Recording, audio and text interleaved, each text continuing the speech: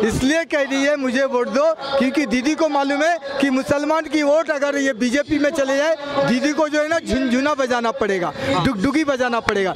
अगर वो मुसलमान होता है तो एक हाथ में उसका कुरान रहे तो दूसरा हाथ में कंप्यूटर रहे, लैपटॉप रहे। और मेरा घर में बच्चा होता है तो एक हाथ में माता की गिटार। वंदे मातरम। जिस राम के नाम से दीदी डरती थी, आज उसी राम के मंदिर में जाके उनको पूजा करने पड़ रहा है और उसी नंदीग्राम के पीछे राम भी लगा हुआ है। तो देखा घूम फिर के उनको राम की शरण में ही जाना पड़ा है।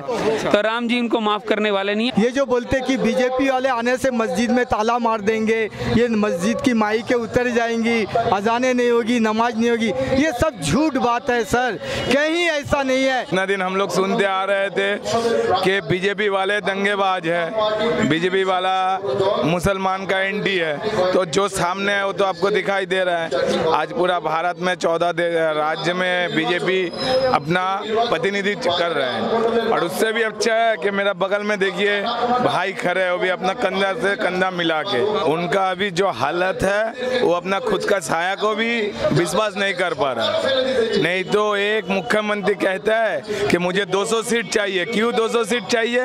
कि मेरा अंदर में बहुत गद्दार है, अगर 200 से कम होगा वो गद्दार लोग चल जाएगा। तो अपना साया को भी विश्वास नहीं कर पा रहा है, इसलिए वो सबका, इसलिए उसका पास सीआरपीएफ हो, मिलिट्री हो, सेंट्रल फोर्स हो, इलेक्शन कमिश्नर हो, सभी के ऊपर उसका विश्वास उठ गया।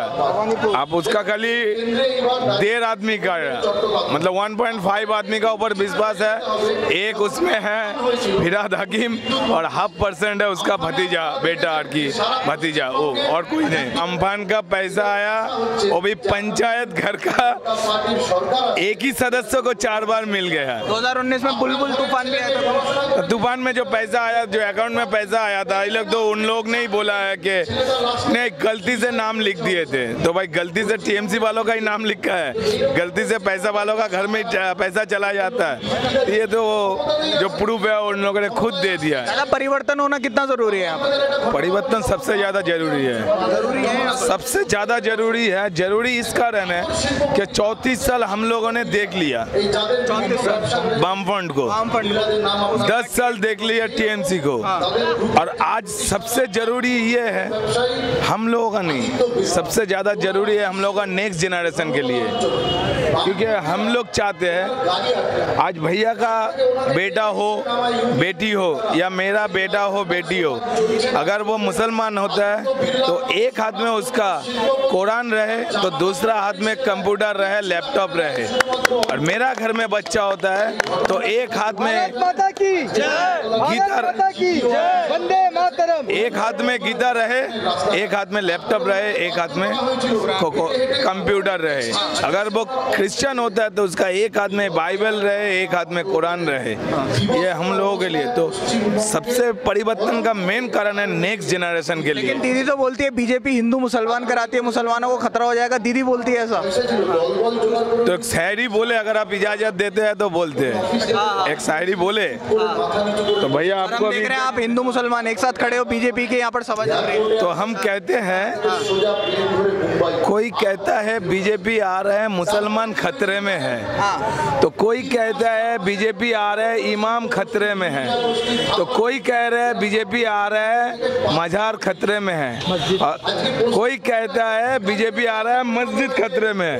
तो हम तो कहते हैं यार तुम लोग का दुकान बंद करो, बीजेपी हकीकत में आ रहे हैं, तुम लोग का दुकान खतरे में है। सर एक बात बोलूं मैं, अभी मैं 4 दिन पहले गया था नवादा से गया था, फिर मैं नवादा, फिर बिहार, वहाँ से फिर मैं गया सर। वहाँ एक मार्केट है, सब्जी मंडी है, सब्जी मंडी में एक कम से कम 100-150 साल पुरानी एक मस्जिद है।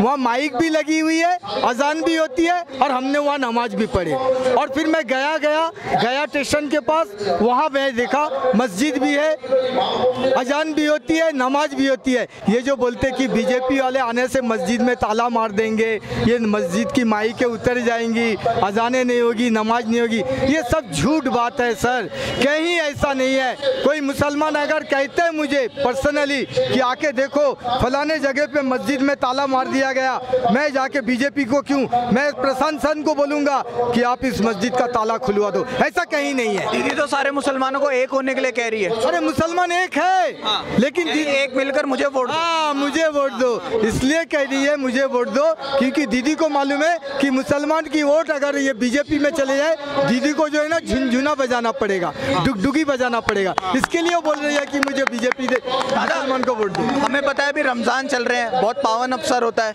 लेकिन वहीं पर फिराद हकीम नामक एक आदमी सुअर बोल देता है सीआईएसएफ को, सीआईएसएफ के जवानों को।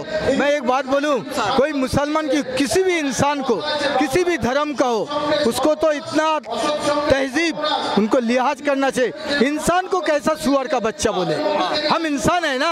अगर भगवान ने, ईश्वर ने, अल्लाह ने हमको अगर समझ लीजिए हिंदू का भगवान या मुसलमान का अल्लाह एक ही है, और अगर सीआरएफ को अगर इंसान बनाया, उसको सुअर बोलने का हक फिराद हकीम को किसने दिया? अगर ये फिराद हकीम सीआरएफ को, जवानों को अगर सुअर का बच्चा बोलता है, तो अपने ईश्वर अल्लाह के ऊपर बदनाम, उसको तौबत लगा रहा कि जिसको भगवान अल्लाह ने इंसान बनाया उसको वो सुअर बता रहा। उनको पाप, उनको शर्म आना चाहिए, शर्म आना चाहिए। रमजान महीना, ये रमजान में विशेष करके हम लोग हिंदू लोग, जो हम लोग का दोस्त यार है मुसलमान लोग, उन दोस्त लोगों को गाली से बात नहीं करते, क्योंकि रमजान चल रही है, पवित्र महीना कहा जाता है। हम लोग अपना दोस्त यार के सामने गाली नहीं देते कि वो लोग का कान में ना गाली जाए, लेकिन वहीं पे खड़ा होके हमको तो कभी कभार लगता है ये दीदी का ही दिखाने वाला मुसलमान है, बाकी और कुछ नहीं है। देखिए, एंटी कंपेंसी है गवर्नमेंट के खिलाफ।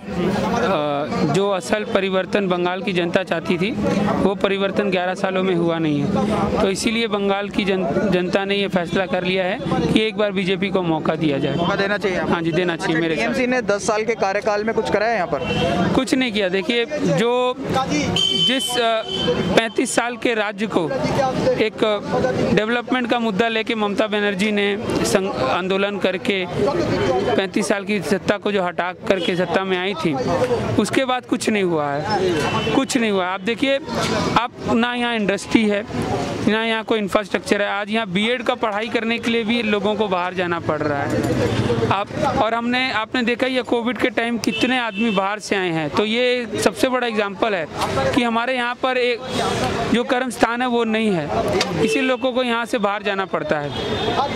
टीएमसी के एक लीडर हैं फिरहाद, उनका नाम है, वो उनकी वीडियो अभी वायरल हो रही है जिसमें वो सीआईएसएफ के जवानों को सुअर बोल देते हैं। किस तरीके से देखें? देखिए, मैं उनको कहना चाहता हूँ कि वो मुसलमान हैं और रमज़ान का पवित्र महीना चल रहा है। जिस रमज़ान के पवित्र महीने में झूठ भी नहीं बोला जा रहा है, तो उनके मुंह से ये निकल रहा है। मैं टीएमसी के लोगों को और बंगाल के मुसलमान को ये कहना चाहता हूँ कि आप देखिए, ममता बनर्जी जिनको मुसलमानों का लीडर बताती हैं, ऐसे मुसलमान, मेरे हिसाब से ऐसे मुसलमान इस बंगाल को क्या, पृथ्वी के किसी भी मुसलमान को ऐसा लीडर नहीं चाहिए जो इस रमजान के पवित्र में झूठ नहीं बोला जाता है तो उनके मुंह से ऐसे शब्द निकल रहे हैं। और मैं आपके माध्यम से बॉबी हकीम को कहना चाहता हूं कि आप रात को जो सोते हो घर में, सारा दिन कट महीना का पैसा इकट्ठा करके आप रात को इसलिए सो पाते हो कि सरहद पर यही जवान खड़ा है, और आज उसी सरहद के जवान को आप गाली दे रहे हो। सर, पहले भी टारगेट किया गया था यहाँ पर जो सेंट्रल फोर्स तैनात है ममता बनर्जी द्वारा। ममता बनर्जी ये बोलती हैं ये बीजेपी और आरएसएस के लोग हैं, ये प्लांटेड लोग हैं यहाँ पर, और अब इस तरीके की उनकी एक लीडर, उनकी पार्टी के ही लीडर है, इस तरीके की बात। दीदी की गलती नहीं है, ये दीदी की पुरानी आदत है, उनको खुद नहीं पता चलता वो क्या बोलती हैं क्या नहीं। ठीक है, कभी वो दीदी बन जाती हैं, कभी मैं बन जाती हैं, कभी वो पीसी बन जाती हैं। तो जैसे जैसे परिवर्तन होता है तो दीदी का भी परिवर्तन हो रहा है। आप उनकी स्टेटमेंट्स में भी उनका चेंज होते रहता है। कभी दीदी को यही केंद्र बयानी अच्छे लगते हैं और आज वही केंद्र बयानी को आरएसएस का और एजेंडा और यही बता रहे हैं। तो ये गलती उनकी नहीं है, हो जाता है उनसे कभी कभी, इसके लिए मैं माफ़ कर देना चाहिए उनको। लग रहा है। बौखलाहट ही हो सकती है। देखिए जब इंसान को पता लगता है ना कि मेरे पास कुछ नहीं है तो ये फ्रस्ट्रेशन है, ये फ्रस्ट्रेशन निकल रहा है। बॉबी हकीम ने आप देख रहे हैं उनकी बॉडी लैंग्वेज देख रहे हैं, ये फ्रस्ट्रेशन है। और वो कह रहे हैं ना कि 2 तारीख के बाद हम सबको देख लेंगे। मैं उनको कहना चाहता हूँ आप 26 तारीख को देख लीजिए बंगाल की जनता आपके साथ क्या करने वाली है।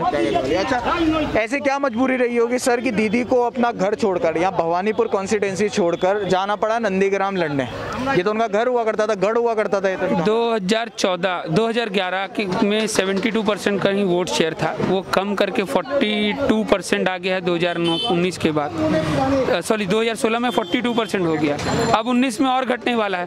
तो दीदी के जो सलाहकार हैं उनको पता लग गया था कि भवानीपुर की जनता, जो दीदी कहती है ना कि मैं बांग्ला नीचे में के चाहिए, मतलब बंगाल को उनकी लड़की अपनी लड़की चाहिए, तो जो उनका स्थानीय जगह है भवानीपुर वही नहीं उनको चाहते तो बंगाल उनको क्या चाहेगा। सर नंदीग्राम में लड़ने गई है, कोई तो रीजन रहा होगा, वहाँ से नहीं जीत पाएंगे क्या? देखिए मैं इसमें भाजपा को एक उनको उनकी वाहवाही देंगे, मानसिकता की लड़ाई उन्होंने ये जीत ली है। जिस राम के नाम से दीदी डरती थी आज उसी राम के मंदिर में जाके उनको पूजा करने पड़ रहा है और उसी नंदीग्राम के पीछे राम भी लगा हुआ है।